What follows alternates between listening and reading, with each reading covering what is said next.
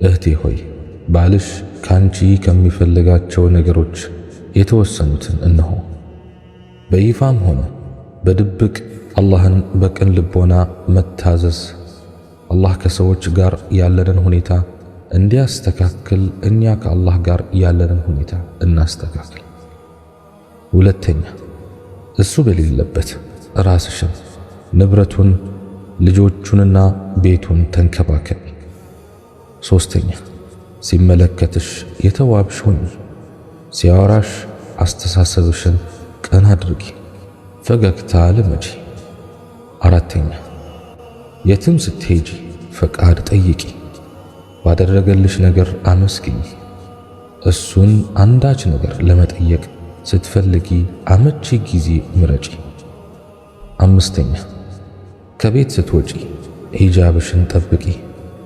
በችግር ጊዜ ታገሺ፣ በጸጋ ጊዜ አታባክኚ። ከውሸት ተጠበቂ፣ ከንዴትና ብስጭት ለመራቅ ሞክሪ። ስድስተኛ ከኩራትና ራስ ወዳድ ከመሆን ተቆጠቢ።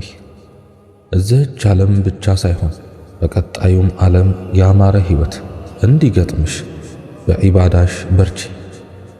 ሰባተኛ ከአላህ ተስፋ እማትቆርጥ ጠንካራ ሴት ሁኚ። አንቺ ከሱ ላይ ካለሽ ሐቅ እሱ በአንቺ ላይ ያለው ሐቅ በላጭ መሆኑን የተረዳች ሁኚ። ስምንተኛ ስህተትሽን አትካጂ፣ ካጠፋሽ ይቅርታን ልመጂ። ዚክር አብዢ፣ ከሱ በኩል ማግኘት የፈለግሽውን አቅም በፈቀደ መልኩ ጠይቂ። ዘጠነኛ ባለቤትሽ አጠገብ ሌሎች ሴቶች ከማድነቅ ተቆጠቢ፣ የሱን ፍላጎት ሁሌም አስቀድሚ። አስረኛ ባህሪውን ተረጂ፣ በዒባዳ አበርችው፣ አይዞህ በይ። እነኚህና የመሳሰሉት ነጥቦች የመረዳዳት፣ የመግባባት፣ የመዋደድ ድባብ እንዲፈጠር ከሚያደርጉ ወሳኝ ነጥቦች መካከል ናቸው። አንቺ የአላህ ባሪያ ሆይ አንዳንዴ ባርነትሽን ትዘነጊያለሽ ልበል? ባሪያ ለጌታው አጎብዳጅ መሆን እንዳለበት ላፍታ አይሰወርሽ። ደግሞም ባርነትሽ ለኃያሉ ጌታ ነውና የሚያስፈነድቅ እንጂ የሚያሸማቅቅ አይደለም። ባይሆን ለጌታሽ እደሪ። ጌታሽ ከጣለብሽ ሐቅ አንዱ ለባልሽ ታዛዥ መሆን ነው። እወቂ፣ ባልሽን መታዘዝ ጌታሽን መታዘዝ ነው። ባልሽ ላይ ማመጽሽ ደግሞ ጌታሽ ላይ ማመጽ ነው። ይህ ሐቅ ይህን ያክል ክብደት እንዳለው አስተውለሻል? ስለዚህ ባልሽ ጀነትሽም እሳትሽም ነው። ያሰኘሽን ማንሳት ላንቺ የተተወ ምርጫ ነው። ይህንን ሐዲስ ተመልከችና ራስሽን ታዘቢ። አንዲት ሴት ከነቢዩ ዓለይሂ ሰላቱ ወሰላም ዘንድ መጣች። ጉዳዩን ስታጠናቅቅ ባላለሽ ወይ ብለው ጠየቋት። አዎ አለች። እንዴት ነሽ ለሱ? የሚያቅተኝን ካልሆነ በስተቀር ምንም አላጎድልበትም አለች። በዚህም ጊዜ እንዲህ አሏት፣ ፈንዙሪ አይነ አንቲ ሚንሁ ፈኢነማ ሁወ ጀነቱኪ ወናሩኪ። ከሱ አንጻር የት እንደሆንሽ ተመልከች፣ ምክንያቱም እርሱ ጀነትሽም እሳትሽም ነውና። አልባኒ ሶሒሕ ብለውታል። ምን እያሉ እንደሆነ ገብቶሻል? ጀነትን ከፈለግሽ ሐቁን ጠብቂ፣ ካልሆነ ግን እሳትን መርጠሻል እያሉ ነው። በይ አሁን ከባልሽ ዘንድ ያለሽን ቦታ ፈትሽ። እሱ ሳይሆን ራስሽን ጠይቂ። ለራስሽ ታማኝ ሁኚና አነጋገርሽን፣ አያያዝሽን፣ አቀራረብሽን፣ አኗኗርሽን መዘኝ። የሚበጅሽን ለራስሽ ምረጪ። ለአስተውሎት ይረዳሽ ዘንድ ይህንንም ሐዲስ ደጋግመሽ አስተንትኙ። ላ የሒሉ ልልመርአቲ አን ተሱመ ወዘውጁሃ ሻሂዱን ኢላ ቢኢዝኒህ። ለአንዲት ሴት ባሏ እያለ ያለ ፈቃዱ መጾም ልትጾም አይፈቀድላትም። ቡኻሪ ዘግበውታል። የዚህ ሐዲስ መልእክት ምን ያክል ተገልጦልሻል? ምን ያክልስ ለተግባራዊነቱ ቁርጠኝነት አሳይተሻል? የባልሽን ሐቅ በአግባቡ ሳትጠብቂ ትርፍ የሆኑ ዒባዳዎችን በመፈጸም ወደ ጌታሽ እቃረባለሁ ብለሽ አትድከሚ። ከዚህ ይልቅ የባልሽን ፍላጎት ማሟላት ይቀድማል እያሉሽ ነው። የእሱን ፍላጎት ማስቀደሙ በላጭ ዒባዳ ነው እያሉሽ ነው። የባሏን ሐቅ ገፍታ በዒባዳ የምትባዝን ሴት አክሳሪ ንግድ ውስጥ የምትዳክር የዋህ ናት። የባሏን ሐቅ የምትጋፋው በዒባዳ ሳይሆን በስንፍና ሲሆንስ፣ በአልባሌ ነገር ሲሆንስ፣ በሐራም ነገር ሲሆንስ? አላሁል ሙስተዓን። ባልሽን መታዘዝ ያለውን ዋጋ ታስተዊ ዘንድ ይህንን ሐዲስ በሚገባ አጥኚውማ። ነቢዩ ዓለይሂ ሰላቱ ወሰላም እንዲህ ይላሉ፣ ኢዛ ሰላት አልመርአቱ ኸምሰሃ ወሳመት ሸህረሃ ወሐሰነት ፈርጀሃ ወአጣዐት ዘውጀሃ ቂለ ለሃ ኢድኹሊ ልጀነተ ሚን አይ አብዋብ ልጀነቲ ሽእቲ። አንዲት ሴት አምስቷን ወይም የአምስት ወቅት ሰላቷን ከሰገደች፣ ወርዋን ከጾመች፣ ብልቷን ከሐራም ከጠበቀች፣ ባሏን ከታዘዘች ከጀነት በሮች በፈለግሽው በኩል ግቢ ትባላለች። ባልን መታዘዝ ከምን አይነት ትዕዛዛት ጋር እንደተቆጠረ አስተውይ። የተዘጋጀውን ሽልማት ደግሞ ተመልከች። ከዚያ አንቺ ከነዚህ ትዕዛዛት አንጻር የት እንዳለሽ ራስሽን ጠይቂ። እህቴ ሆይ ከባልሽ ጋር ሂሳብ አታወራርጂ። እሱን እንዲህ እያረገ እኔስ አትበይ። ሂሳብሽ ከጌታሽ ጋር ነው። እሱን የምትታዘዡ ጌታሽን ለመታዘዝ ነው። አንዳንድ እህቶች ግን የምዕራባውያን ጩኸት ሽውታ መጥቷቸዋል። ከአንደበታቸው ባይወጣ እንኳን ከባላቸው ጋር ያላቸው አቀራረብ በሂሳብ ላይ የተመሰረተ ሲሆን ይታያል። ይሄ ግልጽ ስህተት ነው። እህቴ ሆይ በቅድሚያ በሚገባ ልታሰምሪበት የሚገባ ነገር ቢኖር ባልሽን መታዘዝ ጌታሽን መታዘዝ መሆኑ ነው። አትጠራጠሪ። የባልሽን ሐቅ ሳትጠብቂ የጌታሽን ሐቅ አትጠብቂም። ይህን የምለው ከራሴ አይደለም።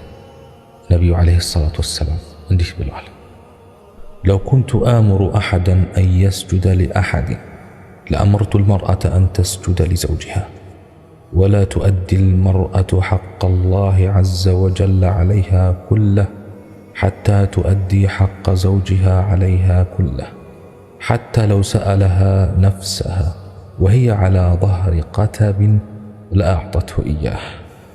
እኔ አንድ ሰው ከአላህ ሌላ ላለ አካል እንዲሰግድ የማዝ ብሆን ኑሮ ሴትን ለባሏ እንድትሰግድ አዝ ነበር።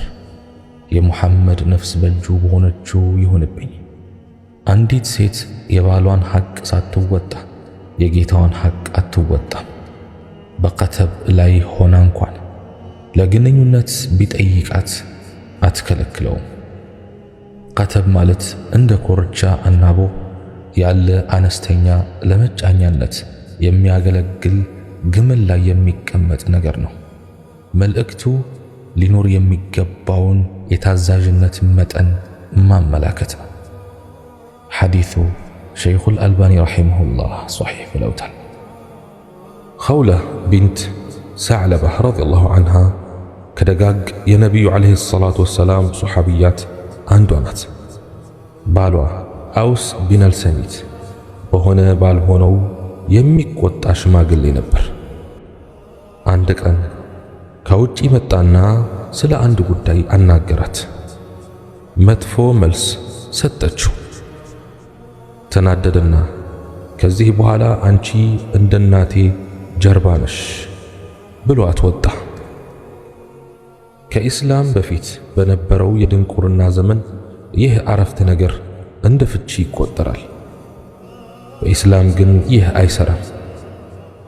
ኸውላ በዚህ ጉዳይ ላይ የኢስላም አቋም ምን እንደሆነ አታውቅም። አውስ ወደ ቤቱ ሲመለስ የኸውላ ነፍስ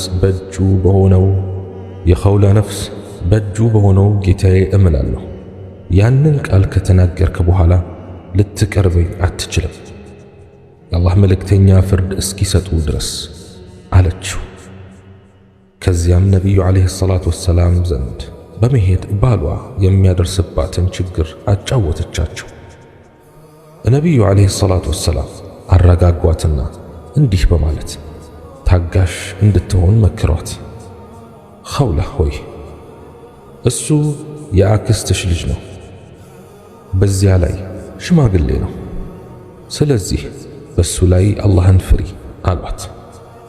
እሷም የአላህ መልእክተኛ ሆይ ገና ወጣት እያለው ነው ያገባኝ፣ ቦርጭ የወጣብኝ በእርግዝና ምክንያት ነው። አሁን ሳርጅና ልጅ መውለድ ሳቆም ፈታኝ። አላህ ሆይ ላንተ ነው የምነግርህ አለች። ነቢዩ ዓለይሂ ሰላቱ ወሰላም ንግግሯን ካዳመጡ በኋላ አላህ የእሷን ጉዳይ የሚመለከት ማስረጃ እስኪያወርድ ጠበቁ። ወዲያውኑ ጅብሪል መጣና ይህን ጉዳይ የሚዳኝ አንቀጽ ለነቢዩ ዓለይሂ ሰላቱ ወሰላም አቀበለ። ኸውላ ሆይ አላህ ያንቺንና የባልሽን ጉዳይ በተመለከተ ቁርአን አውርዷል አሏት። አላህ የዚያችን በባሏ ነገር የምትከራከርህን ወደ አላህ የምታሰማውን ሴት ቃል በርግጥ ሰማ። አላህም በንግግር መመላለሳችሁን ይሰማል፣ አላህ ሰሚ ተመልካች ነውና በማለት የሱረቱል ሙጃደላህን የመጀመሪያ አንቀጾች አነበቡላት። አንድ ባሪያ ነፃ እንዲያወጣ ንገሪው አሏት። የአላህ መልእክተኛ ሆይ ነፃ የሚለቀው ባሪያ የለውም አለች። በተከታታይ 2 ወር እንዲጾም ንገሪው አሏት። የአላህ መልእክተኛ ሆይ ወላሂ ችሎ መጾም አይችልም፣ ሽማግሌ ነው አለች። ለ60 ድሆች 1 ወስቅ ወይም 160 ኪሎ ግራም ቴምር ይስጥ አሏት። የአላህ መልእክተኛ ሆይ ያን ያክል ቴምር የለውም አለች። እኛ የተወሰነ ቴምር እንሰጠዋለን አሉ። እሷም እኔም ራሴ የተወሰነ ቴምር እሰጠዋለሁ አለች። ነቢዩም ዓለይሂ ሰላቱ ወሰላም ይህ ላንቺ ጥሩ ነው፣ ሂጅና እንደሱ ሆነሽ ሰደቃ ስጭ፣ እናም የአክስትሽን ልጅ ተንከባከቢ አሏት። አሕመድ ዘግበውታል። አላህ ስብሓንሁ ወተዓላ እኔ በተናገርኩት እናንተም በሰማችሁት የምንጠቀም ያድርገን።